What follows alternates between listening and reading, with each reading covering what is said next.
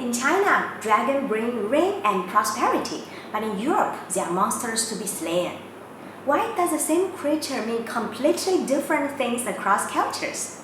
Today we explore why some animals, like dragons, black cats, spiders, are lucky in the East but evil in the West. Let's start with the biggest difference, the dragon. In Western culture, dragons are winged beasts that spit fire from their mouths and are villains that possess terrifying power.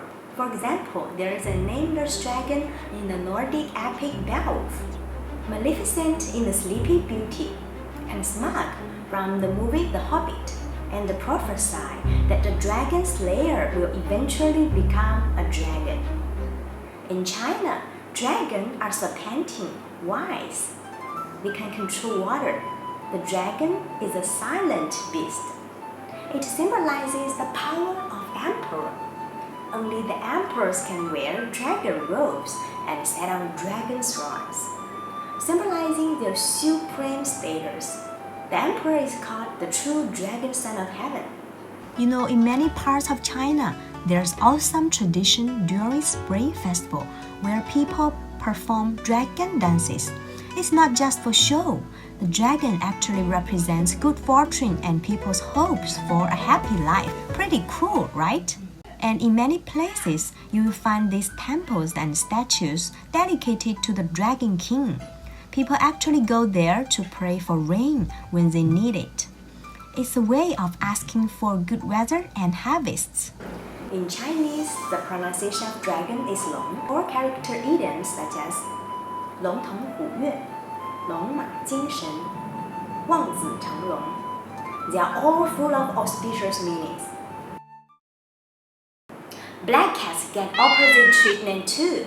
In China, there's a book, Yin Yang Feng Shui Theory of the Ming and Qing dynasties, records that black cats are the object to ward off evil spirits.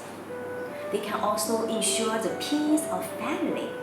This means that the ancients believed that black cats can drive away evil spirits and bless the safety of descendants. If a black cat appears in the house, it is an auspicious symbol. Ancient people also give black Chinese rural cats very majestic names such as Dark Cloud and Roaring Iron. During my childhood, there was a famous cartoon called Black Cat Sheriff. The main character of the cartoon was a kind, smart, and capable black cat, who was a childhood idol of many people. However, in Western culture, black cats are equal to bad luck and evil. Medieval Christianity regarded black cats as the evil companions of witches, the incarnation of witches or the devil. Bats in China mean good luck, but in the West, Dracula made them blood-sucking monsters. In Western culture, bats are closely associated with vampires and darkness, because bats always appear at night. The vampire bat, unique to South America, have strengthened his negative image and become the incarnation or surname of vampires. It is one of the classic elements of Western horror culture. In Chinese culture, the word bat and fu are homophones, and fu represent blessing everywhere. Seeing bats means blessings are coming.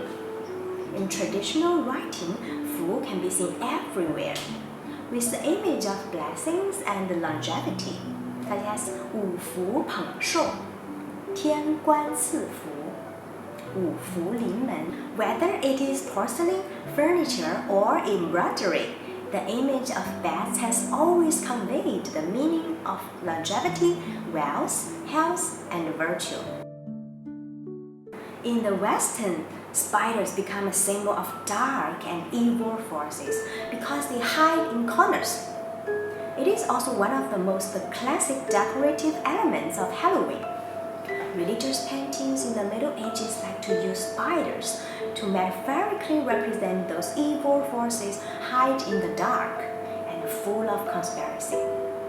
If a spider falls on you, it means bad luck. However, in Chinese culture, spiders are cute beings that full of joy. because their body structure is very similar to the Chinese character Xi, and they are beneficial insects. So when a spider hangs down from a beam, it means good luck is coming. But personally, I don't like spiders because they are hairy and creepy. In the West, crows are a symbol of bad luck and darkness because they often appear around cemeteries and make mournful cries, which always remind people of death and misfortune. But in ancient China, crows were a symbol of the sun in literary language, and they were called three-legged golden crows. In Zuozhuan, it described when Zhou dynasty was prosperous, a red crow was carrying green seeds and perched on Wangwu mountain.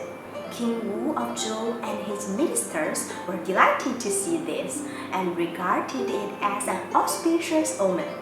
In Chinese folklore, crows repay their parents. When they grow up, they can take care of their elderly parents who cannot find food, so they have always been known as filial birds. In Western culture, the image of toad is very negative because they always appear in dark swamps, are damp and ugly. They are associated with dark magic. In legend, witches like to use toad's eyes or venoms to prepare various evil potions. Gagmo in the cartoon Smurfs is a typical example. But the Chinese never think that toads are ugly. In the classic of mountains and seas, toads are the moon, symbolizing auspiciousness and eternity. The pattern formed by toads and osmanthus is called 长公折桂, which we usually use to wish candidates to pass examinations. Toad also have the meaning of attracting wealth and treasure. There's a folk legend called Liu Hai playing with the golden toad. Liu Hai is a founder of Taoism. He subdued a three-legged toad that could spit out money. So many people like to put a golden toad at home or in their office to attract wealth. So whether you see an animal as a good omen or a demon, it all depends on how we see it. The world is indeed uneven.